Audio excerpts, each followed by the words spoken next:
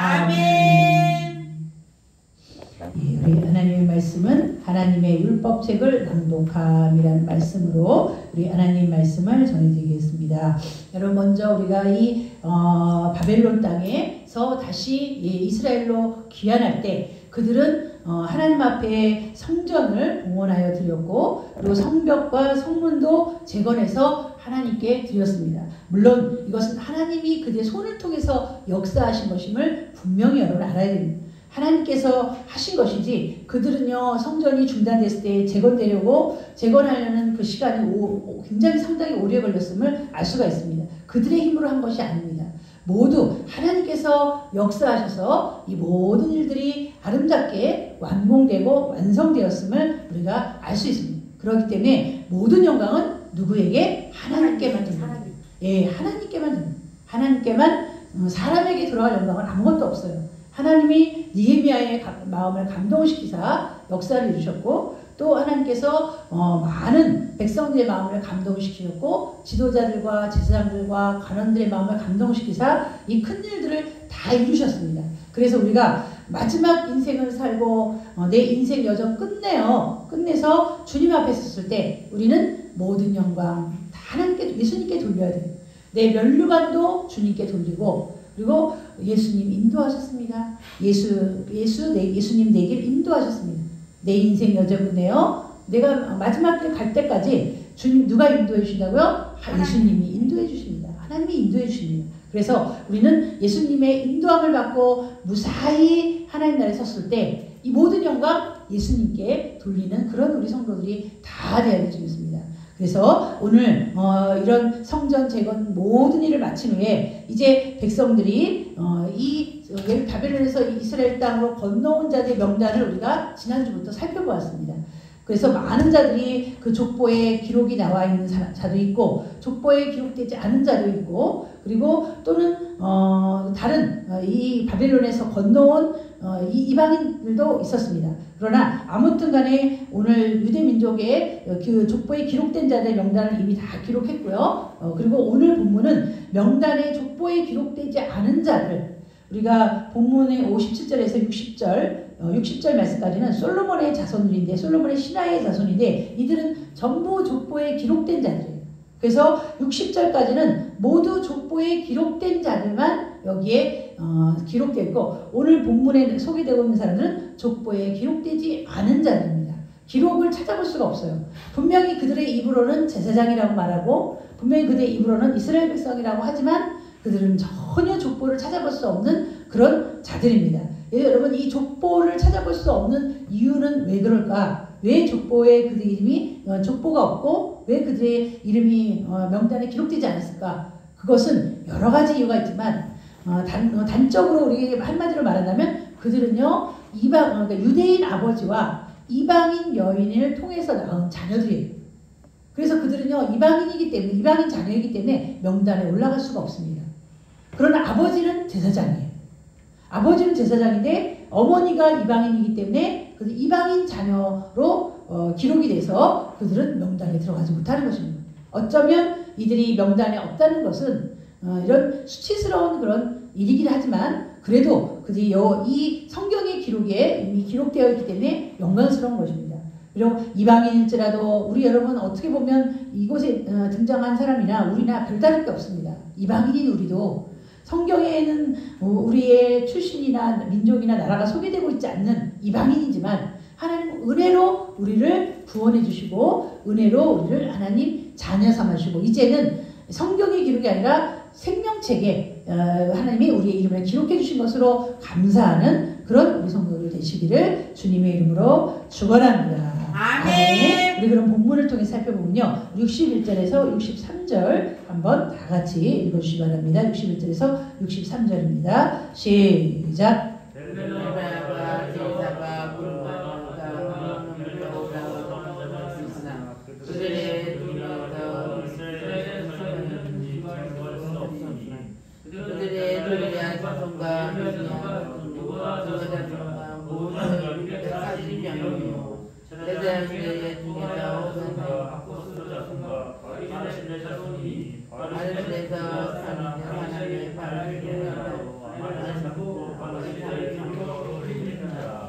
아멘. 예, 오늘 61절에 나와 있는 이름들은요, 전부 바벨론 지역의 이름들이에요. 그래서 바벨론 지역의 이름은 우리가 생소하죠.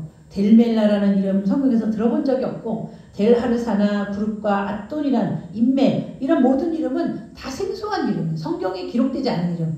그래서 이 이름들은 바벨론의 지역을 말하는데, 이 바벨론 지역에서 올라온 자들이다라고만 소개되고 있어요. 그리고 그들의 자손의 그들의 가문이 소개되고 있는데 62절에 보니까 그들은 들라야 자손, 도비야 자손, 느고다 자손이라. 여러분, 들라야나 도비야나 느고다라는 자손 가문의 이름은 들어본 적이 없습니다. 그렇다면 이들은 분명히 아버지가 이방인이든지 아니면은 어머니가 이방인이든지 둘 중에 하나는 이방인. 그래서 그 후대 어떻게 보면 제2대 자손들이 전부 다시 말하면 유대 민족의 혈통이 아닌 이방 민족의 혈통을 가지고 태어난 그런 자들입니다. 그럼에도 불구하고 아버지의 나라이기 때문에 우리는 가야겠다라고 오늘 바벨론을 떠나서 이곳으로 돌아온 자입니다. 그래서 오늘 잠시 여러분 그 가문이 소개되고 있는데요. 들라야 자손이나 도비야 자손, 느고다 자손이라고 소개되고 있는데 그들의 후손들이 몇 명이냐? 62절에 보니까 642명이요. 그러니까 70년이라는 긴 세월 동안 많은 자녀를 낳았는데 이 들라야나 느고다나 또는 이 도비야 자손들은 모두 힘을 모아서 우리 아버지의 나라로 가자. 또는 어머니의 나라로 가자. 여러분 여인들, 유대인 여인들도 이방인 남자들과 결혼할 수 있지 않습니까? 그 바벨론에서는 혼합민족, 혼혈민족으로 살았기 때문에 전부 뒤섞였어요. 물론 순수 혈통을 유지한 민족들도 있지만 많이 섞여있는 그런 혼혈민족으로 그들이 살았지만 이제 고국 땅으로 돌아올 때는 하나님이 그것을 가리지 않았어요. 너희가 혼혈민족이다 또는 너희가 유대인이다 가리지 않고 모두 그들을 하나님의 자녀로 받아주셨는데 오늘 이 소개된 그 가문과 자손들이 바로 그러한 부분에 속하고 있습니다. 그래서 이 61절에서 62절은 어머니가 이방인인지 아버지가 이방인인지 알 수 없지만 오늘 63절에 있는 자녀들은요, 아버지는 분명히 제사장이라고 말하고 있어요. 제사장. 그러니까 여러분 제사장이라면 유대인들에게서는 지도층에 있는 사람들입니다. 그리고 하나님의 성전을 관리하고 제사 직무를 감당하는 아주 신분적으로 높은 사람들이에요.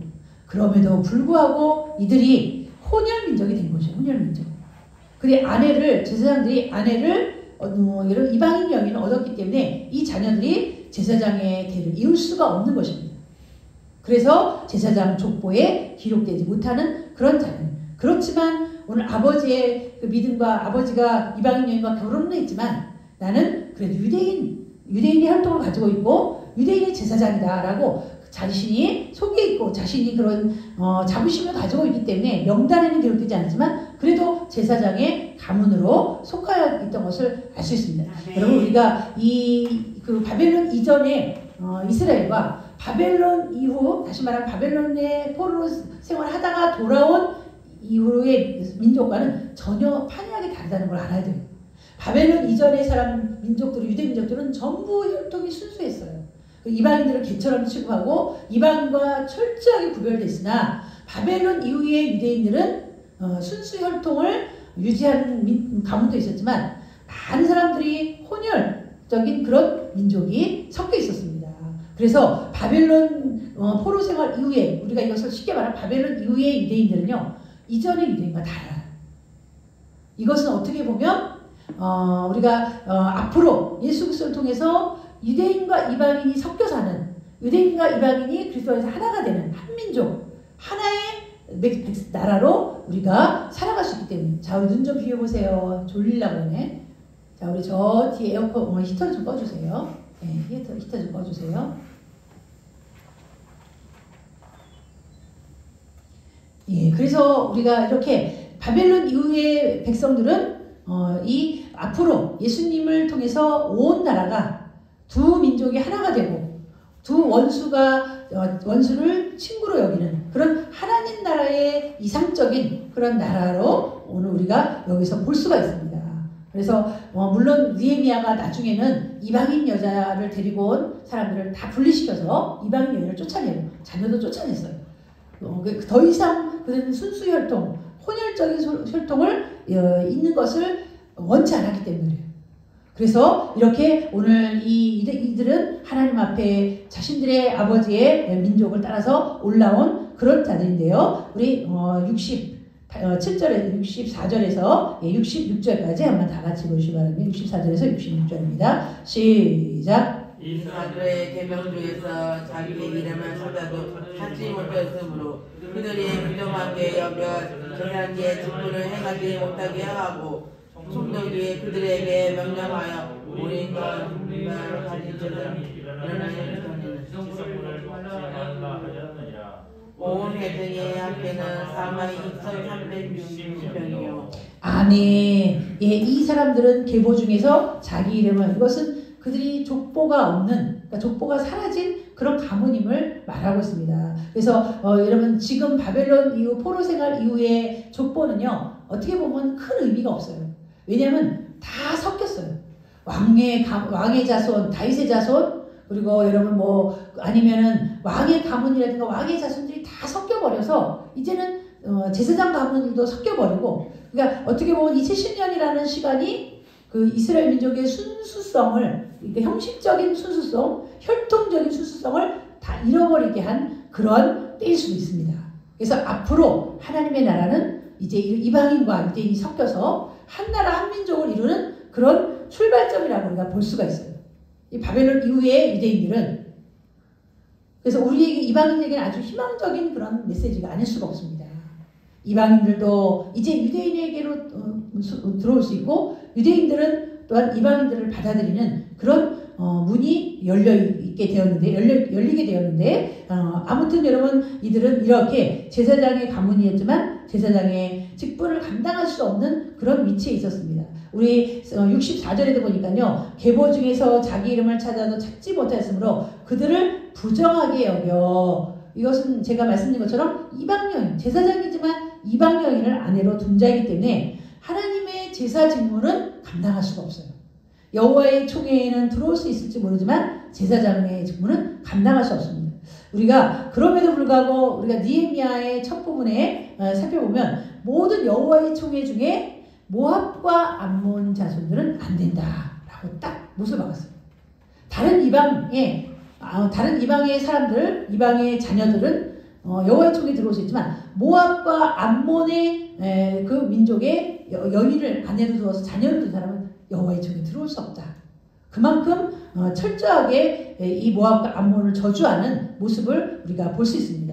이것은요, 모압과 암몬 민족이 좀 부정한 민족이기 때문에 그래요. 아버지와 딸 가운데서 난 그런 부정한 민족, 혈통적으로도 보면 이방 민족보다 더 어떻게 보면 지저분한 민족이에요. 그래서 안 되는 거예요.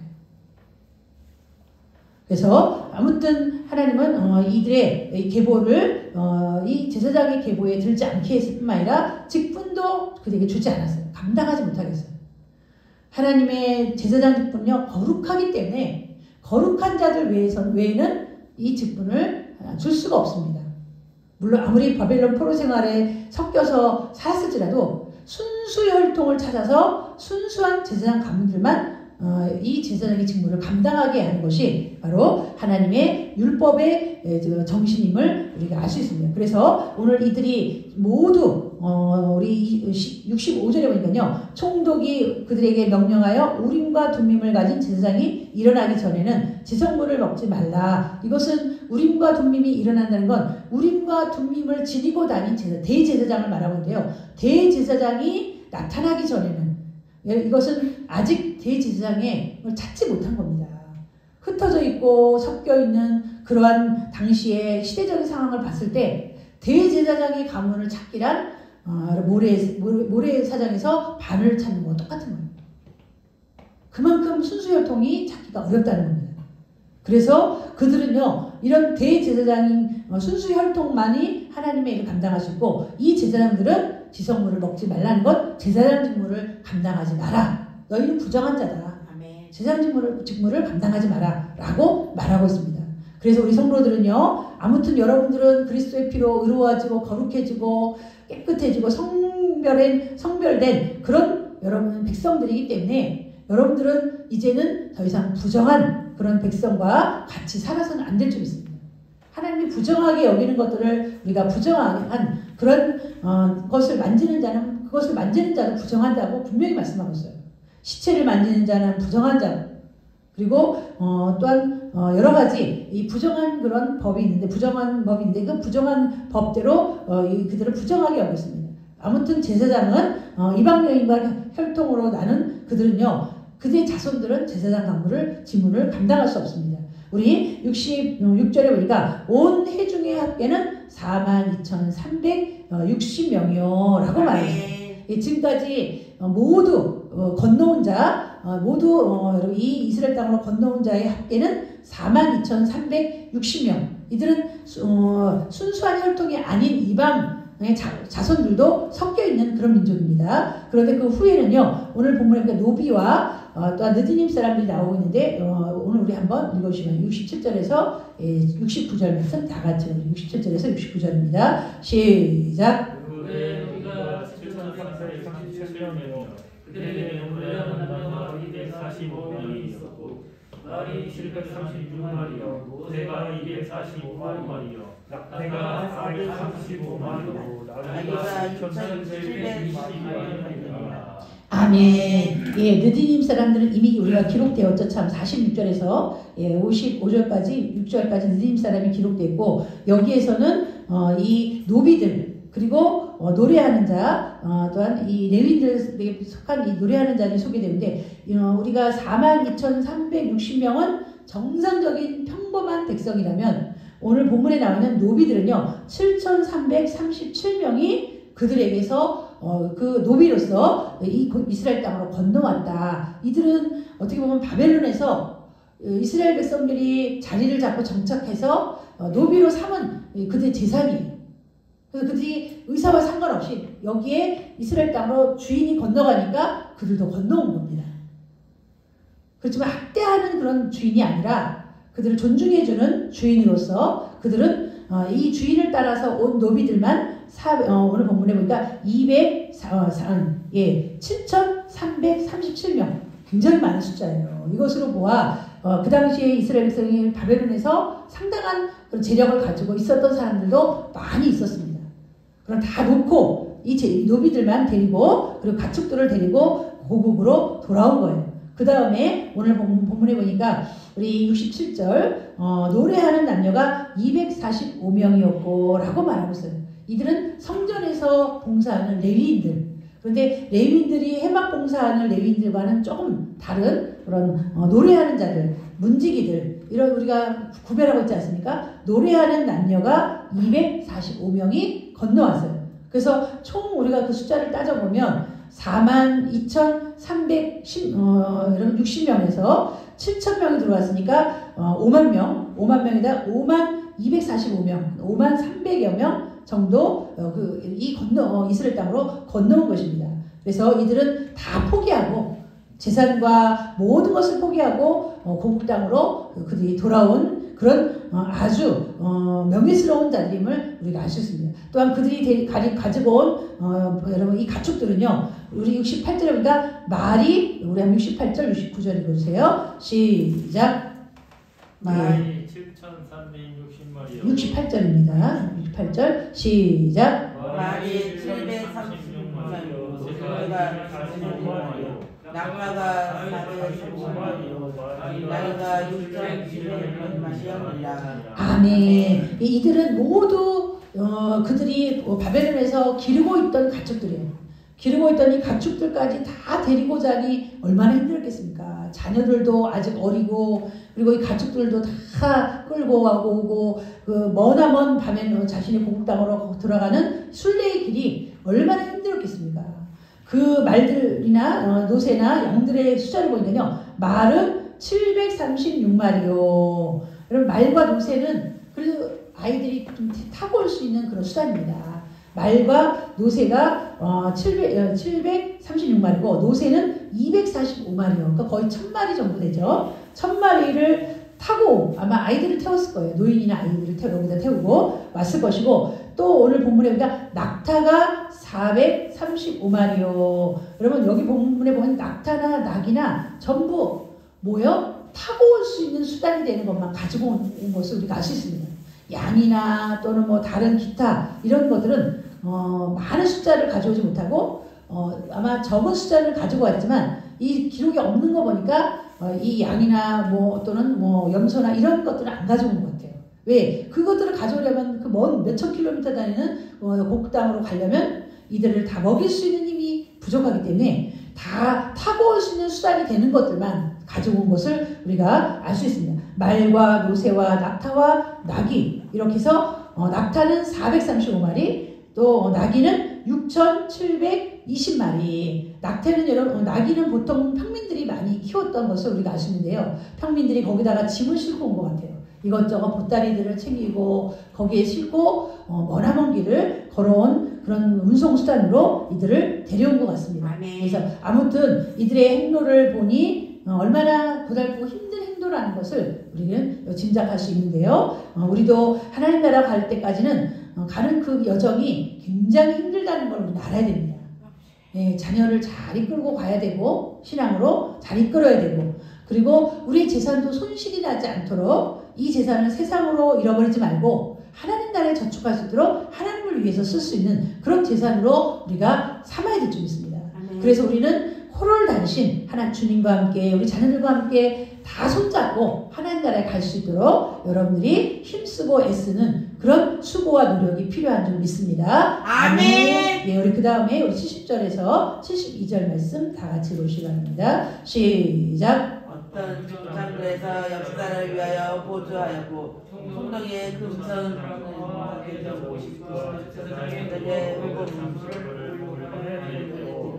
또 어떤 족장들에서 2,200만의 역사관에 들었고 그 나머지 백성은 2만과 67을 들었느니라. 아멘. 예, 오늘 우리 족장들과 백성들이 드린 헌금을 보니까 엄청난 숫자의 금과 은을 하나님께 드린 것을 볼 수 있습니다. 이것으로 보아 그들이 바벨론에서 잘 정착해서 아주 부유층으로도 살고 있는 자들이 있었다는 것을 알 수가 있습니다. 그래서 그들이 드린 헌금을 보니까요. 우리 70절에 보니까 어떤 족장들은 역사를 위해 역사가 뭘까요? 성전공사, 성벽공사, 성문공사를 말하고 있습니다. 역사를 위하여 보조하였고 총독은 금 1,000 드라크마와 대접 50과 제사장 여기서 총독이 누구일까요? 예, 느헤미야일 수도 있고 스룹바벨일 수도 있습니다. 근데 여기 본문에 보면 아무래도 스룹바벨 때 건너온 자들을 설명하고 있는 거기 때문에 스룹바벨이 드린 것을 우리가 알 수 있고요. 금 1,000 드라크마라고 말하는데 여러분 이 금 1,000 드라크마는 이 금의 키로수로 따져서 엄청난 그런 키로수인데요.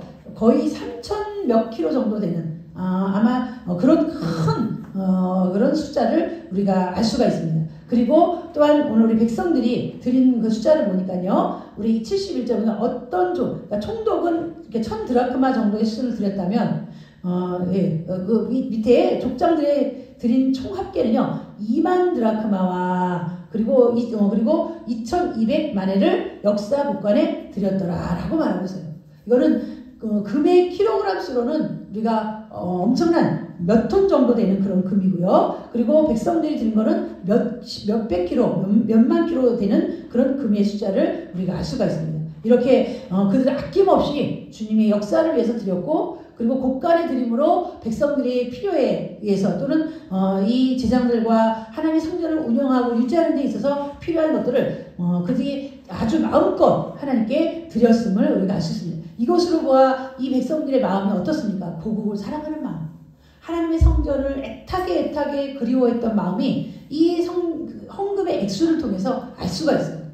우리가 하나님은 헌금의 액수를 보진 않지만 그 사람의 헌금을 드리는 희생적인 마음, 정성스러운 마음은 보십니다. 내 헌금이 하나님 앞에 내가 내 재산에 있어서 전혀 부담되지 않은 헌금을 여러분들이 드린다면 그거는 가벼운 헌금인 거예요. 근데 이 헌금이 우리 생활이나 또는 내 재산이나 내 오늘 한 달 사는 데서 아주 막대한 지장을 주지만 그래도 하나님께 드리는 자신을 깎고 희생해서 드리는 헌금은요. 하나님이 달리 보세요. 내 주머니에서 몇천 원 꺼내서 드리는 거 하고 정말 하나님 앞에 내 생활비와 또는 내 모든 재산이 손실이 되는 것을 아까워하지 않고 하나님께 드리는 그런 헌금과 어떻게 비유가 될 수가 있겠습니까? 아멘. 여러분 그래서 헌금을 드릴 때는 최선을 다해서 드려야 돼요. 최선을 다해서 아낌없이 자원하는 마음으로 아멘. 드릴 때 그 헌금은 비록 1,000원짜리 한 장이라도 가치가 있는 것입니다. 그래서 예수님이 잘 표현해 주셨잖아요. 한 과부가 2렘돈을 드렸을 때 그리고 부자가 많은 돈을 드렸을 때 주님이 뭐라고 그 가치를 우리에게 설명해 주셨습니까? 이 여인이 이 과부가 저 부자들보다 더 많은 헌금을 드렸다. 그러지 않으셨습니까? 물론 액수를 보진 않지만 가치를 보셔야 하는 그 여인의 2렘돈은 그 여인의 전 재산과 또는 생활비 전체였어요. 근데 그 부자들은 많은 재산 중에 일부, 그러니까 주머니에 돈이 많이 들었는데 그 중에서 그냥 내가 필요한 만큼 얼마 꺼내서 이렇게 드린 거와 똑같은 거예요. 그런 헌금하고 어떻게 비교가 될까요? 여러분은 하나님 앞에 드리는 헌금은 아주 내 마음과 내 몸을 희생하는 그런 헌금을 하나님 가치 있게 보신다는 거 잊지 마시기 바랍니다. 아멘. 그런 헌금들을 이 백성들이 드렸어요. 그 백성들이 많이 돈이 많아서 드렸겠습니까? 그렇지 않습니다. 여기에 새로운 땅에 오면 얼마나 돈이 들어갈 것이 많아요. 그럼에도 불구하고 믿음으로 드린 거예요. 믿음으로 하나님께 드렸고 그리고 제사장의 의복도 준비했는데 67벌을 드렸느니라. 백성들은 금 2만 드라크마를 드렸고 그리고 제사장의 의복은 67벌을 드렸다. 이거는 백성들의 마음이에요.